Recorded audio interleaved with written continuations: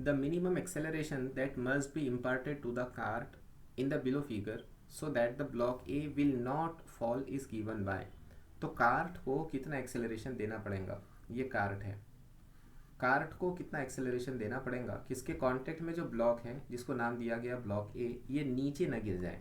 देखिए जी, ब्लॉक ए पर लगने वाली सबसे पहली तो उसकी खुद की फोर्स है, उसका खुद का वेट यानी mg नीचे की तरफ लगेगा।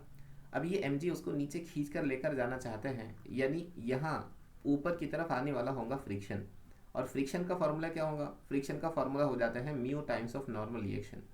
अगर ये ब्लॉक ए पर लगने वाला फ्रिक्शन mg के बराबर हो जाए तो ये रेस्ट में रहेगा, और उसने यही कहा है कि हमको उसको नीचे गिरने से बचाना है, यानी हम कह सकते हैं कि फ्रिक्शन बराबर होगा mg के, फ्रिक्शन बराबर होगा mg के। फ्रिक्शन का फॉर्मूला क्या होता है, mu times of normal reaction बराबर होगा mg के।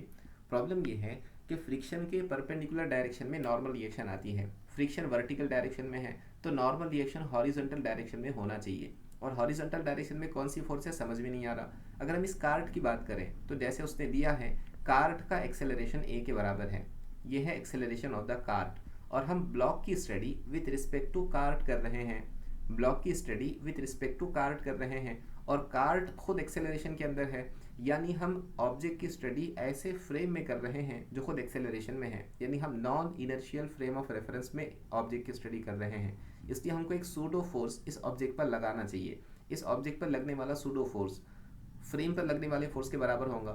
कार्ट राइटवर्ड डायरेक्शन में ए एक्सेलरेशन से जा रहा है, इसलिए ए ऑब्जेक्ट पर लेफ्टवर्ड डायरेक्शन में ए एक्सेलरेशन लगेगा, और लगने वाला फोर्स हो जाएगा एम ए। ये वो फोर्स है जो ए वाले ऑब्जेक्ट से सरफेस की तरफ गया, यानी इतना ही फोर्स नॉर्मल रिएक्शन बनकर बाहर आएगा, सो नॉर्मल रिएक्शन का वैल्यू भी एम ए हो गया। समझ गए? ठीक है, mu as it is normal reaction की जगह पर आ जाएगा mass times of acceleration is equal to M times of ji.